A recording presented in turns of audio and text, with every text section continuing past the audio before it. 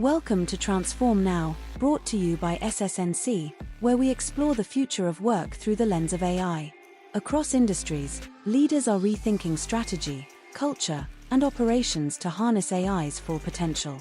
This podcast gives you the insights and ideas to transform your organization, stay competitive, and thrive in a world driven by change. Let's get into the show. Everyone, I'm Michael Marchuk. Welcome to the Transform Now podcast. Today, we're joined by Len Ward, founder and managing partner of Comexis. Len is a former Wall Street VP who spent the last 2 decades helping organizations turn digital and now AI into real business outcomes. He works directly with CEOs and executive teams to move beyond AI hype and build systems that drive measurable growth, efficiency, and enterprise value. Welcome, Len. Thanks for having me. So, Len, tell me a little bit more. You've obviously been in a couple different areas in your career, being in the finance space and now in more of the marketing space. Can you kind of give us a transition? How did that happen? I mean, from the finance side, so I worked at Morgan Stanley way back in the day as a stockbroker. Was lucky enough to have a few people on the institutional side, so I was able to get into Credit Suisse First Boston. Great experience.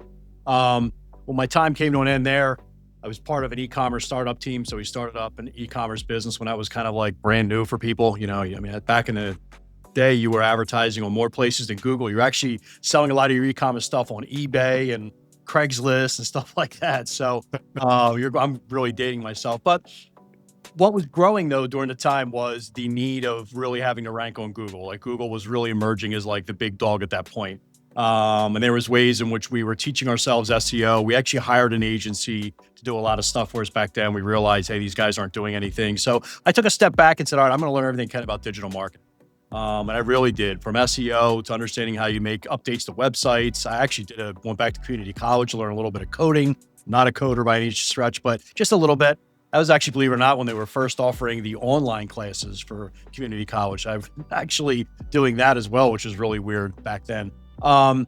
So that e-commerce business ran really well. But then when the housing crisis happened, we were selling high-end luxury tickets. So people were not paying a lot of money to go to Broadway shows and 50-yard line football games, stuff like that. So, but I had an opportunity because some people were asking me, well, how did you do the digital marketing? Because the people I knew were starting businesses or had businesses. And I started doing some digital marketing for people as a freelancer.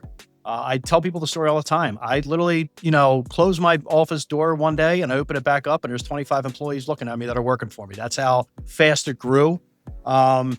So for the better part of 20 years, I've run a digital marketing agency, so full service agency. And then how I arrived at AI was, if you were in the marketing world, you always heard of the term automation and AI. We've all heard that for 15 years that something was coming. So we always kept our eye on it. And probably about 3.5, 4 years ago, I guess, what is OpenAI? Their first big release is about 3.5 years ago, I guess now. That's after we were testing out IBM Watson years ago. But then when we saw OpenAI, our team collectively looked at each other and we were like, this is it. Like you can't unsee what you've seen. So we went all in and realized that the future was understanding AI and how that relates to sales, customer service, and marketing, opposed to how are you going to try to market in the AI world. We realized you had to flip that script quickly, and we have aggressively built our agency up to be the agency where our tagline pretty much is very simple. We bring you from the search and retrieve world to the solve my problem world, which is exactly what we do. Yeah, I want to kind of touch on that a little bit more. So this search and retrieve to solve my problem sounds interesting, but when you start looking at how organizations have in the past and maybe how they're transitioning right now are moving towards that, what are some of these like measurable indicators that would say that a business is successfully making that shift from search to solve? And what do you look at first? So, yeah, there's probably a lot of layers of answer, but the biggest answer is, are you creating products or systems that solve problems that you're dealing with internally or externally? And externally, we'll say sales and marketing. Internally, we'll say about customer service. So how are you harvesting your data? What is that data able to identify a bottleneck? Somewhere in your process, there's a bottleneck, whether it's taking a couple hours to get back to a customer with specs, whether it's taking 4 or 5 days to do a proposal, whether it's taking a week to analyze all your marketing data. Like, are you creating products that's breaking those bottlenecks? And if you're doing that, are you identifying, once you're identifying that, are you realizing your business is moving quicker? Are you closing business more? Are you getting to customers faster? Are you getting that lead in quicker in the front door? So it's really layering down an AI layer, and I can get into that layer, like AI products that kind of look at all of these bottlenecks and say, all right, you're going to need to create X, Y, Z. And to make it very simple, to kind of get rid of the jargon out of the weeds in a minute, it's as simple as putting a chatbot on a website and identifying what your customers are asking or identifying what your prospects are asking. And then are you creating content around what they're asking? Are you starting to think about different ways to run your business? Because 90% of the time when you put that in front of a business, they all come back and will say, I never thought my customer was looking at it that way, or we never thought a customer would ask a question from that angle. And the minute you understand that, that's when you start becoming a better business. So starting with something as simple as a chatbot is one of the very fastest ways to really move into the solve my problem world. And not to kind of go too long-winded, but you got to remember how for years, companies would go to Google, they would search a product, right? And then they would go to your website, they'd read through your blog post, and they would kind of do that for multiple different companies. And whether it's B2B, B2C, identify after their research and say, okay, this is what I'm going to work with. Now, I just read this morning, ChatGPT is now 900 million users a week. That's just ChatGPT. So now people are not doing all of that research. They're putting their problem directly in the ChatGPT, and that problem, if you're using it, comes right back, and the answer is pretty good. So if you can't have an individual do that and then land on your website, and now you're throwing them back to the search and retrieve world where they got to search the website, that doesn't work that way anymore. So that's kind of what I mean by the search and retrieve and solve my problem. And then what products can you create to eliminate an individual from having to go and start doing all of this research? And it's a much bigger undertaking than I think companies think. Yeah, I was just going to get into that to ask a little bit more, because search and retrieve is again, I've put a bunch of stuff on my website, and people can find me and my company, and all the information we have, our about us, our blog posts, and all the things that we've listed, that we believe are important. But we're just one of the potential vendors, or potential solutions that a customer may maybe find through search if we're doing our job really well, to be able to have them find it. But if we go into this whole ChatGPT or Claude or someone else, Perplexity, and we're asking the question, I need to do this, what would you suggest? How do you, as an organization, feed that information back into these GPT models, to these LLMs, to have them understand what you actually do, to know if you're going to get a good customer coming to your site, or a good response from the LLM that would be favorable for you? Because it seems like you can feed a whole bunch of stuff into it, or at least on your website or whatever, to be able to offer kind of option solutions. But how does the LLM identify your solution as the better or best solution when a customer doesn't even know about you yet? That's actually a great question. I think it's one of the things that's happening right now in the industry, where when I just put my straight marketing hat on, I think there's a lot of snake oil salesmen out there. And I feel like I'm back in SEO in 2005 again, where people are literally, excuse my language, they're making up and they're selling businesses on this. And it's like, well, we're going to do this and we're going to do that for your website. And they're coming to you, and if you listen to their conversations, and I've been on some of these pitches, when you're listening to them, they sound like SEO, which again, search engine optimization, search and retrieve. You're not going to solve my problem. There are things you can do to your website. There is schema code you can put on your website. There is ways in which you can write your content that's easily digestible for LLMs. But you have to remember, their goal is not to say, hey, here's the answer and we got it from this website. That would be search and retrieve. It's a predictive answer that's built on a tokenized process that says, this is your answer because, and it's laying all that stuff down. Your website might be one of many that's cited, which is a good thing. And that's the goal you're trying to get. And yes, you will get referral traffic that comes back to the site. But you have to understand and kind of start thinking about that mentality. Now, one of the things you can do that we're telling companies to do is something that a lot of lead gen companies have not done in a while, and that's really invest in your brand. You really want to start building your brand up, building it up on social media, building it up on YouTube Shorts, which is a great spot to be digested by these LLMs. They rip through those things to look for answers, especially someone like Google, who's a major player. Remember, they own YouTube. A lot of people don't realize that.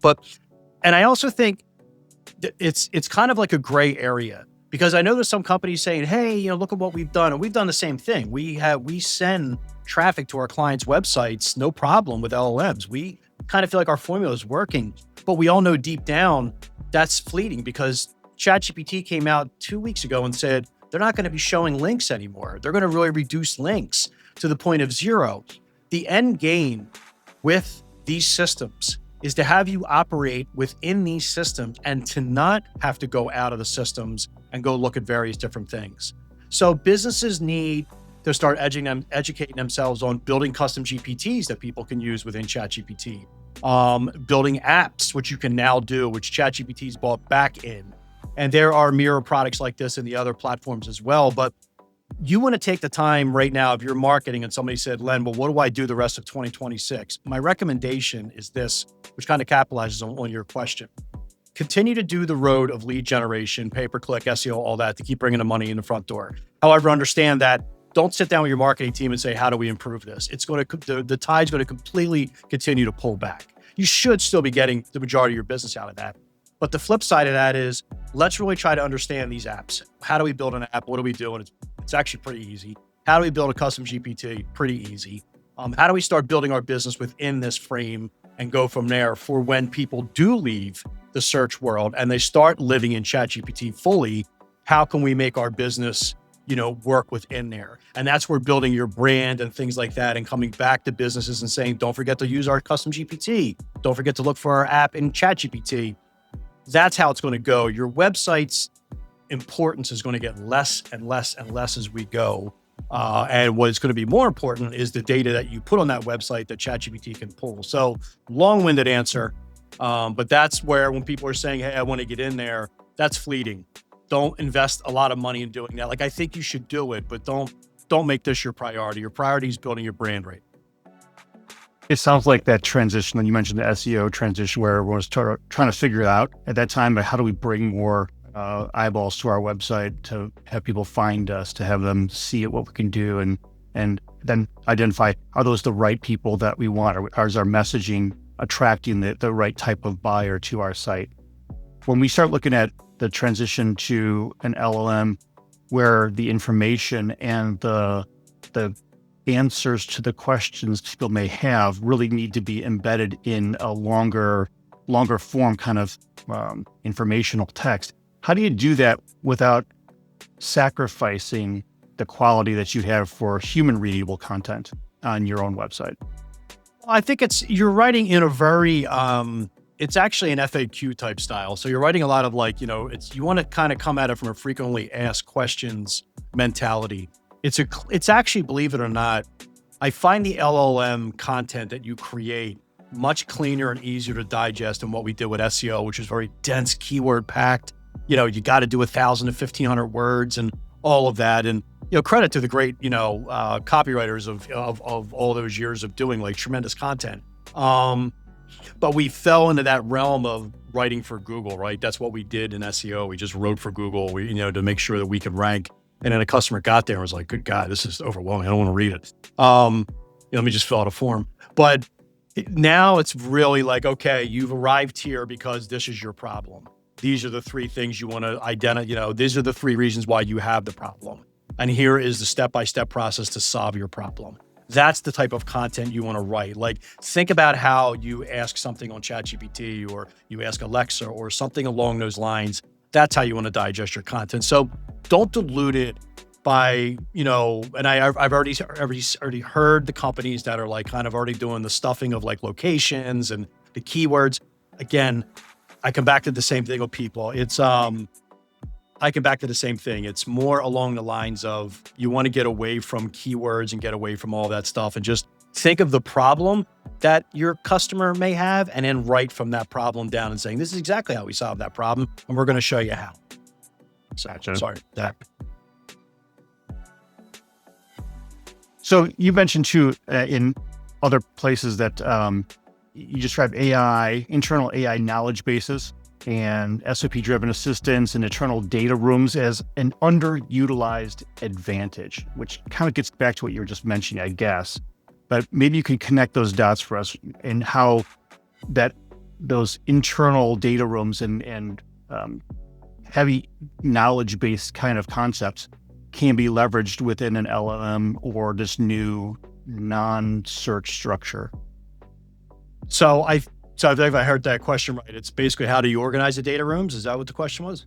Well, how do you leverage it? Because if you have these internal data rooms and you have these knowledge bases you've built up internally, and your ultimate goal is to solve problems that the LLM can connect the problems that people are trying to solve with what you know you can solve internally. How do you connect those two things together with your knowledge bases where problems are solved, or at least the descriptions of the problems are solved, and getting back to optimizing for having the LLM find you? So I'll try to answer that. So back to the data rooms you want to start putting all of your information in. Whatever your SOPs are, whatever your marketing materials are, whatever your sales scripts are, whatever, even like maybe have part of the data room be along the lines of maybe there were blueprints in which, how you solved problems, owner manuals, instruction manuals, anything along those lines you need to start digitizing. If you haven't digitized it, you'd be surprised how many companies haven't. You need to digitize that and get it in a data room. What is a data room? A data room is very simple, like a Dropbox, Google Drive. If you're a larger company, I would recommend working with your IT company and try to identify the right type of data room that you can use. That data room is what you're going to do is you're going to start plugging that into some of these GPTs or LLMs is what I like to say. And they're going to be able to parse through your data quickly. And they're going to be able to lay these things directly on top of the data rooms. As you hear more and more of these products coming out, and more of these AI products are coming to market, the easiest way to use those things is they're actually going to plug directly into your data room, and they're going to be able to parse through that data and go through it. You're going to need to have to say like, hey, let's try to identify how to solve the problem. It's actually going to look at all of your data, and it's going to help you solve those problems for your customer. It's going to rip through all of it and say, you're going to solve the problem this way, and this way. I also tell people that the data room is also what your website's going to be. So your website is going to be the place where people are going to come and they're going to get all of that information.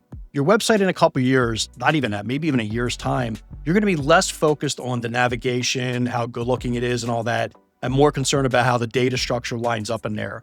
And when people arrive at your website, they're going to be searching in it like ChatGPT. Like when you see these AI chatbots now on websites, it's the future of what your website's going to be. It'll pull in videos, it'll pull in images, it'll pull in solutions. So your website will be that data room that we talk about. Gotcha. It's interesting in my mind as you're talking through this, I have made in my brain a connection between how things in the past would have been, where you would walk into, say, like a mall or something that's a physical place, and you would see all the branding of all the stores and all the billboards or whatever. You'd see things, and then you would have to, in your mind, then understand what that does. Does it apply to me? Do I want to go visit that? Do I even know what it is? To kind of make that connection, whether or not you're going to be a customer or even a prospect at that point, because you're not even sure what they do, to this new section where I have a problem and I'm going to search for an answer to that problem, where it, as you mentioned, it doesn't necessarily matter how good your site looks. It obviously should be looking somewhat good, but the fact is that you're not looking at the aesthetics as much as you are the content, which is where LLMs are really focused, not necessarily on aesthetics at all. They want the content. When you start looking at potentially having your agents do this on your behalf, because we're starting to see AI agents become a much greater force. Yep. Agents don't care at all about aesthetics. They're way more interested in the content that's going to be connected to that. So it seems like there's a shift from more visual, billboardish kind of content into more data-driven kind of content to attract and maintain those customers. Does that sound right? You couldn't have described that any better. I thought that was a great way to look at it. It's the structure, or the companies are going to win are going to be the ones that understand how to organize their data and have their data in one repository where you can go and go through it. You are right. The visuals of your website and the branding and all that is not going to have that importance. Like You remember for SEO for years, you had to worry about the markup structure. You had, again, Schema code and the metadata, like all this like visual stuff, or, stuff that you had to do on the back end. It's going to work a lot different. It's going to bypass all of that. And it's just going to go into your data and look at the data. And it can actually, believe it or not, it's getting so smart now, it's going to be able to organize the data for you. But it's going to go through that and say, okay, this is the answer. It's not the answer. Not like, oh my God, that's a great hero image. Or wow, did we look at that? That video is a great intro video. Like that stuff is going to move more towards your branding world, which is really, really important. So the visuals you do put on Instagram or TikTok or LinkedIn, that's going to matter. That is going to matter. But what your website is and so forth, that's not going to matter. And again, when you realize that everything you do is going to be within these LLMs, and like when you said about the agents, you start thinking differently. Like you start seeing a world beyond the search and retrieve to solve my problem. And you made a good point, because I think the biggest, scariest thing for marketers right now and business owners, and I think everybody, is agent-to-agent marketing and agent-to-agent sales. I think that is going to be a problem. And I don't think people really understand that. That means you have an agent that's built completely for you. And OpenAI is talking about having a product released here soon, because they took the lead designer from Apple, who's been working with them for a couple of years, and they're talking about a little circular device. I did actually see a blueprint on X somewhere where people think this is it. And it's a clippable device. It can see and it can hear. And that's going to be your personal agent. And it's going to kind of go through your life, and it's going to just learn more and more and more. And it's going to start acting, like you said, on your behalf. It's going to have access to your financial records, your medical records, your car record, everything. It's going to schedule things for you. And if you need a product or you need a service or you need a restaurant, it's then going to go interact with another agent, which is very similar to like the agents we talk about that's on the website. And there's no human interaction whatsoever. So how do you market agent to agent? How do you conduct a business agent to agent? So I think those are the unknowns that we're headed towards, and we're basically there. You could open up an open call right now and have an agent take a task for you. You could even do agent mode on ChatGPT right now, and it'll start doing tasks for you. So that's a very, very unique world that we're heading towards. And I don't think anybody has a true answer to that right now, although I think the path is starting to light up a little bit. Yeah, I think we are still early days, but you're right. I think there's going to be a difference in how you approach it. I mean, even right now, if you, like you mentioned, you start asking any one of the frontier models a question, it becomes an interactive, trusted advisor kind of conversation. If I were to go to my neighbor and say, hey, what kind of weed whacker do you use? And they give me a brand, I'm pretty likely going to go out and look at that brand. And I'm not going to look at their website. I'm not going to look at their history. I'm going to look, because I got a recommendation based on someone I trust. And I'm wondering if that's going to end up looking a lot that way when you have these agents, whether they're a clippable agent or not. The fact is that you're going to have some trust based on the way you use that particular interaction. Is similar to asking a neighbor, I guess. Yeah, it's similar. And I even think you go like, I think it's going to pay attention to what you're looking at. It's going to pay attention to the videos you're looking at online. I mean, we're all on the phone scrolling, and it's going to say, hey, you like this influencer. You started following this guy who does a lot of yard work. And by the way, Toro sponsors them. Right. We just did some research. We actually think this is really good. And you can use the points on your credit card, by the way, to pay for this new thing. So it's going to pay attention to what you're doing. Again, that's why I whenever somebody comes back is like, what can I do right now for AI? I'm like, build your brand, build it, videos, like, even if you don't want to, have to, because if you don't, you can't hide behind the wall anymore and hope leads are going to come in because you're throwing the fishing string out on pay-per-click. You can now, but by this time next year, those companies are dead. Yeah, no, I agree. So kind of going back to some of your history, you came from Wall Street, you constantly tie back AI to cash flow and lifetime value instead of some of these, some more surface metrics. How should leaders rethink AI success metrics so that they're honing in on the right thing to approach?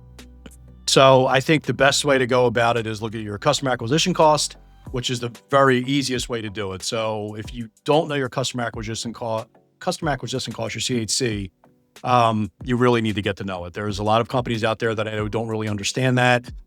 The great ones do, the good companies do. So we'll kind of speak directly to them. You go through your customer acquisition cost, You understand how much it costs for you to acquire that customer. You understand the lifetime value, then the lifetime value ratio, right? So if we just focus on the customer acquisition cost, you don't realize, and we all, running a business, what a lot of people don't realize is, when prices go up for products you're purchasing, it's a lot of time because the customer acquisition cost is getting impacted. It costs more money to acquire you as a customer. So you have to go through that CAC, whatever it may be, sales, marketing, customer service, and identify where can AI start filling in on some of these spots. Unfortunately, this is the hard conversation that people are going to have. What can AI do to replace some of the headcount or salary that we have within the CAC, or vendors that we're using, or agencies that we're using? If your CAC is $1,000 per customer, right? I'm just using it as an example. We'll say there's a landscaper. Let's just say his customer acquisition cost is $1,000 to get the customer.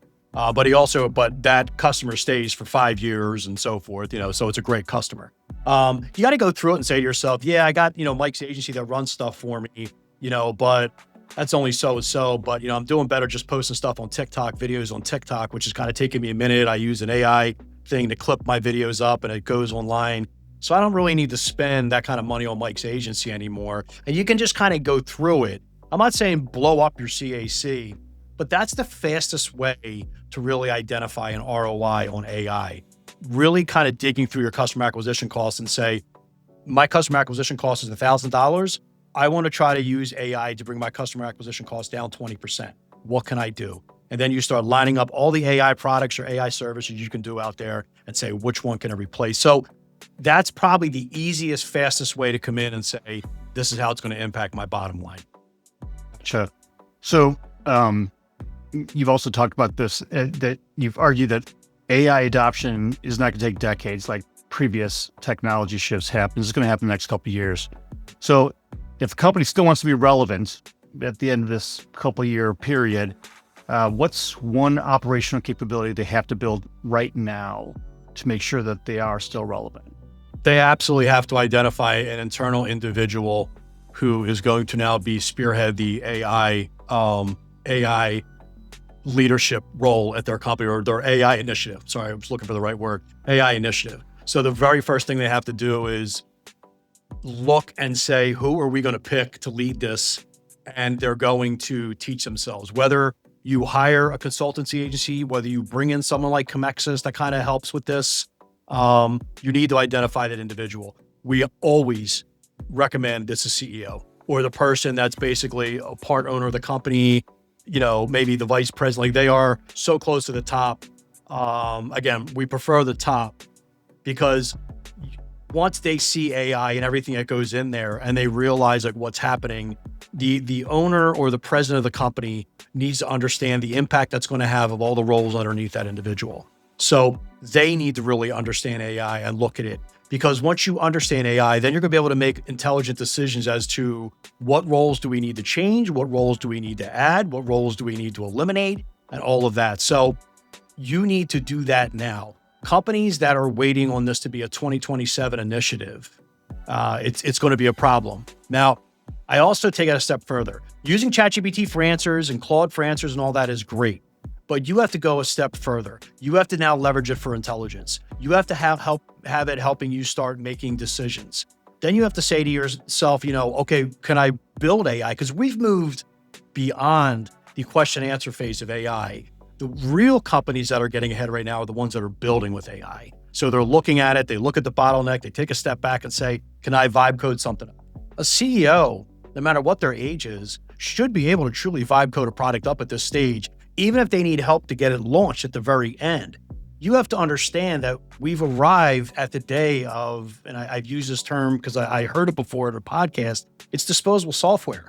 CEOs and business owners need to understand that all those visions you've had in your head of trying to create a product that you knew would be better for your company, you can do that now. At least get it to 90% and then bring in, like, again, a company like us that can finish that back end and kind of get it deployed. So the companies that I think the ones that really aren't leveraging AI for the build right now and don't have any initiative internally, I think in 16 months, 18 months, they have a major problem on their hands.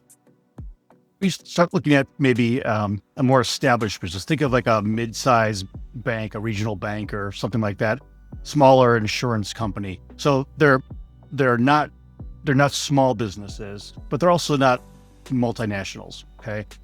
So you've got a much broader span of people within that with different responsibilities. How can an organization make that kind of plan come to life? Because you mentioned there's a lot of changes, and there certainly are, in terms of understanding how roles are going to change, how people need to be shifted within the organization to be able to accomplish those new goals that they have using AI. How can they approach this in a way that they're still going to be operating currently, yet looking towards a future state without breaking the bank? Because it sounds like there's a lot involved in making those transitions. Well, I mean, yeah, I mean, so I think the good companies, so here's my recommendation. If you're going to work with a consulting firm regarding AI, if they come to you and say it's an ongoing relationship for years and years and years, do not engage with those people. AI should be you're 12 months and you're in flight, because it's AI. It's learned to that point where now at 12 months time, it knows more than the consulting firm. It knows more about the company than anybody there. And it kind of takes a tick up. Now you can still have that consultancy to help you, as you're going a little bit, or you have questions and so forth, but there should be an end of the road with that. So if they are going to take that investment, look at his 12-month investment. At that point, your intelligence systems you build are now highly intelligent and they're ready to go.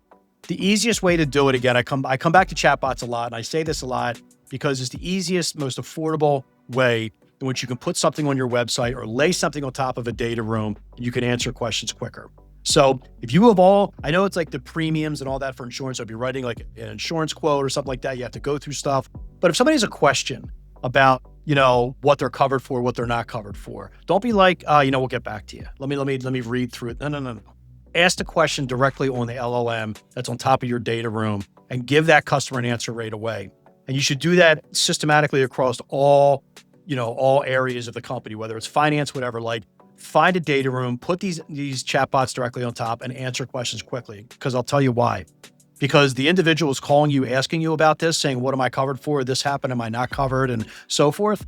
They're going to know the answer already because they're doing all of their research. They're just calling you to verify the answer. So you need to be at the same speed they're at. If you can match your customer's speed, then you're going to be okay going forward. And that's a very affordable way to start in the AI world. But if you're not answering, and if you're in 6 months' time, you say, hey, let me get back to you on that, and the data's there, you just have to go through the data, not like, let me get back to you because we have to really come out, take a look at everything. Like, that's a different story. That's going to be where you're going to start seeing your business pulling back and you're going to start losing business. That individual is going to start, kind of not signing up with you.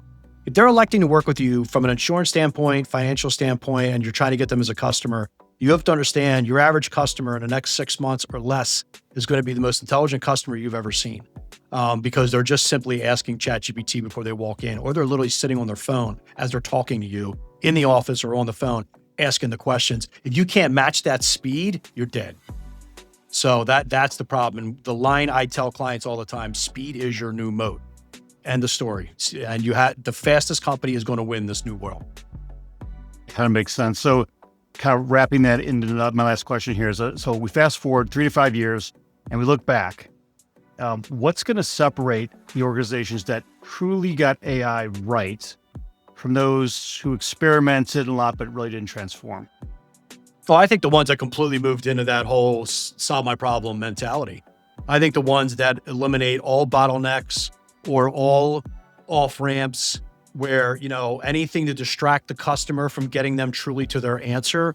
So if the ones that are still like, well, we have a whole series of content we're going to send out to you, or we have a process where we have to kind of qualify to run you through, like the companies that are still trying to implement like old world type stuff and they're not really moving too quick, I think they're the ones that are going to have a problem. I think the companies that make all of this headcount, like they just want to hire people upon like where they use that as a success metric, opposed to saying, how can we look at our exact team and insulate the team we have right now so they're not going to lose their job? I think that's going to be a big problem as well, because we all know that a lot of companies, like for some reason, blows me away, headcount is looked at as success. It's not. It's not. Efficiency is success. So I think those are the ones that are going to kind of fall by the wayside. The ones that just refuse to understand that the customer mentality is changing and that speed, quickness, rapidness, and you have to kind of adhere to that. You're never going to have a customer. So I guess this is probably a good point that I'm kind of thinking of now. Search and retrieve, they had to adhere to your process and system. In the solve my problem world, you have to adhere to their way they look at things. So companies have to flip. So you have to make sure that what you're doing, they can move within there and they feel very comfortable. We're not like, well, here's step one of working with us. Here's step two. Those days are all done. So I think that's what's going to separate it right there. If you adhere to the customer journey opposed to forcing the customer in your journey, I think that's you'll see the winners and losers separated there. That's a great answer. I love the way you think about that. Well, Len, thank you so much for joining us today. Really appreciate all your insights, and the world's moving fast. Yeah. Thanks for having me. I appreciate it. Thanks for listening to Transform Now, the podcast from SS&C. You can find all of our episodes on your favorite podcast channel, as well as YouTube. To stay on top of the hottest topics in the world of agentic automation, subscribe now. The future of work is here.